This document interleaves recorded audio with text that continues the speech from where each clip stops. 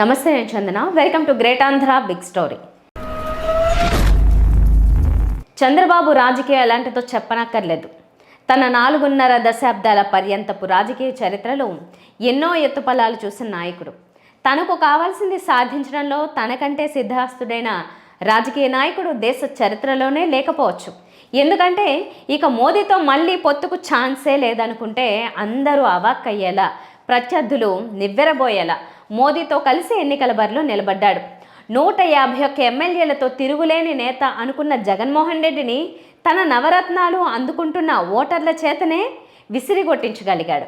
గత చరిత్రలో ఇలాంటి ఘటనలు చంద్రబాబు జీవితంలో లెక్కకు మించి ఉండవచ్చు, కానీ తాజాగా మాత్రం ఇవే చెప్పుకోవాలి. అలాంటి జనబలం, క్యాడర్ బలం ఉన్న నేతలతోనే కావాలనుకుంటే సంధి చేసుకోవటం, లేకపోతే మట్టి కనిపించడం చంద్రబాబు చాణక్యానికి నిదర్శనం. అలాంటప్పుడు పవన్ కళ్యాణ్ పరిస్థితి ఏంటి? చంద్రబాబు అనే మహావృక్షం నీడలో మొక్కగా ఉన్న తన పార్టీని ఎదిగించగలడా? ఈ విషయంలో రాజకీయ వర్గాల నుంచి రకరకాల మాటలు వినిపిస్తున్నాయి. ఎవరైనా జనసేనలో చేరాలనుకున్నా దానికి చంద్రబాబు అనుమతి అవసరమనిపించేలా ఉందట. తన పార్టీ సభ్యులు నిలబడిన అన్ని స్థానాలు గెలిచేసినా పవన్ కళ్యాణ్ ఒక సామంతరాజు మాత్రమే అన్నట్టుంది. పార్టీలో ఇప్పటికీ నాదెండ్ల మనోహర్ తప్ప మరొక నాయకుడే బలంగా కనిపించాడు. ఇంతకీ పార్టీ గురించి పవన్కి ఆలోచన ఉందా? ఉన్నా దాన్ని నిర్మించుకోవడానికి తగిన వాతావరణం ఉందా? లేవనే కొన్ని సంకేతాలను బట్టి తెలుస్తోంది అంటున్నారు రాజకీయ విశ్లేషకులు. ఈ అనుమానానికి ఊతమిచ్చే కొన్ని సంఘటనలు చూద్దాం. వరద బాధితుల సహాయార్థం సీఎం సహాయ నిధికి విరాళాలు ఇస్తున్న సినీ నటుల సంగతే చూద్దాం. ముఖ్యమంత్రి చంద్రబాబుకి చెక్కుని అందజేస్తూ ఫోటో దిగడం సమంజసం. ఆయన రాష్ట్ర ముఖ్యమంత్రి కనుక ఇచ్చేది ముఖ్యమంత్రి సహాయ నిధికి కనుక ఎవరైనా అదే కోరుకుంటారు. బాలకృష్ణ అదే పని చేశాడు. ఆయనతో వెళ్లిన విశ్వక్సేన్, సిద్ధు జొన్నలగడ్డ కూడా ముఖ్యమంత్రికే చెక్కులు అందజేశారు. ఒకవేళ ముఖ్యమంత్రి అపాయింట్మెంట్ దొరక్కపోతే తదుపరి చాయిస్ గా ఉప ముఖ్యమంత్రి వద్దకు వెళ్లి ఇవ్వాలనుకోవచ్చు. ఆ స్థానంలో ఉన్న వ్యక్తి సాధారణ పొలిటీషియన్ కాకుండా మాస్ ఫాలోయింగ్ ఉన్న సినిమా స్టార్ అయినప్పుడు ఆ ఛాన్స్ ని అస్సలు వదులుకోరు. మీడియాలో కూడా ఫోటో చెలామణి కావాలనుకుంటే అందులో స్టార్ పవర్ ఉన్నప్పుడు ఆ లెక్కే వేరుగా ఉంటుంది. కానీ పవన్ కళ్యాణ్ వద్దకు ఎవరూ రావట్లేదు. చంద్రబాబు కాని పక్షంలో లోకేష్ వద్దకు వెళ్లి చెక్కును అందజేస్తున్నారు. ఆశ్చర్యం ఏంటంటే ఆ లిస్టులో సాయి తేజ్ కూడా ఉన్నారు. ఇక్కడ ఒక విషయం గమనించాలి. తాను సీఎం రిలీఫ్ ఫండ్కి చెక్కుని ఇవ్వాలనుకుంటున్న విషయాన్ని తన మామయ్య పవన్ కళ్యాణ్కి చెప్పకుండా మాత్రం ఉండడు సాయి తేజ్. చెప్పాక ఎలా ఇవ్వాలి, ఎవరికి ఇవ్వాలి అనేది కూడా పవనే చెప్పుండొచ్చు. అదే నిజం అనుకుంటే పవన్ కళ్యాణ్ని బలవంతంగా లో ప్రొఫైల్లో ఉంచుతోంది తెదేపా అనిపిస్తుంది.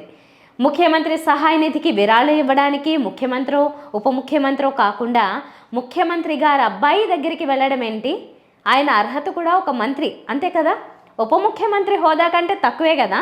ఇదంతా చూస్తుంటే మొన్న మధ్య విజయవాడ వరదల నేపథ్యంలో పవన్ కళ్యాణ్ ఇచ్చిన వివరణ విమర్శలకి కారణమైనా కూడా దాని వెనుక తెదేపానే ఉందేమోనని అనిపిస్తోంది. మీరొస్తే జనం మీద పడతారు కనుక బాబుగారు వద్దంటున్నారు అని యంత్రాంగం చేత నిజంగానే పవన్ కు చెప్పించి ఉండొచ్చు బాబుగారు. పవన్ మీడియాలో అదే చెప్పారు. కానీ అది తన మీదే బ్యాక్ ఫైర్ అయింది. మరి అలా మూగే జనం పిఠాపురంలో ఉండరా? పిఠాపురం బాధితుల వద్దకు వెళ్తే నిజంగానే ఎవరూ పెద్దగా మూగలేదు. పవన్ ని స్టార్ గా కంటే తమ ఎమ్మెల్యేగానే చూశారు నియోజకవర్గ ప్రజలు. అంటే తన నియోజకవర్గం పిఠాపురం తప్ప తక్కిన ఊళ్ళల్లో పవన్ రాజకీయ ఉనికి ఉండకూడదనే విధంగా చుట్టూ ఒక కనిపించని కంచె కట్టి ఉండొచ్చు తెదేపా. అంటే పేరుకే ఉప ముఖ్యమంత్రి తప్ప హోదాకి పనికి మాత్రం కాదనుకోవాలి. పదవి అనేది అనుభవించడానికి, సేవ చేయడానికి ఉండాలి. అది లేనప్పుడు ఉన్న ఉపయోగం ఏమున్నట్టు? పైగా వరదల వేళ బయటికి రాకపోతే జనం పవన్నే విమర్శిస్తారు తప్ప వెనకిదంతా జరగడానికి ఛాన్స్ ఉంటుందని ఎవరూ ఆలోచించరు.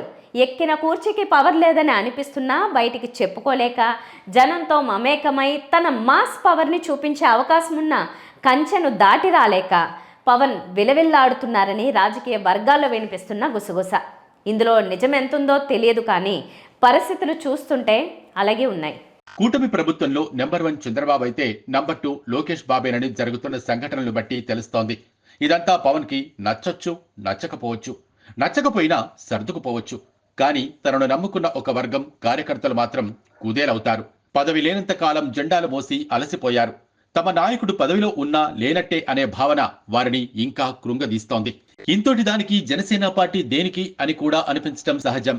తమ నాయకుడిని గొప్ప ప్రజాసేవకుడిగా చూస్తూ భవిష్యత్తులో ముఖ్యమంత్రి అయితే చూడాలని చాలా కలలు కంటున్నారు పవన్ అభిమానులు.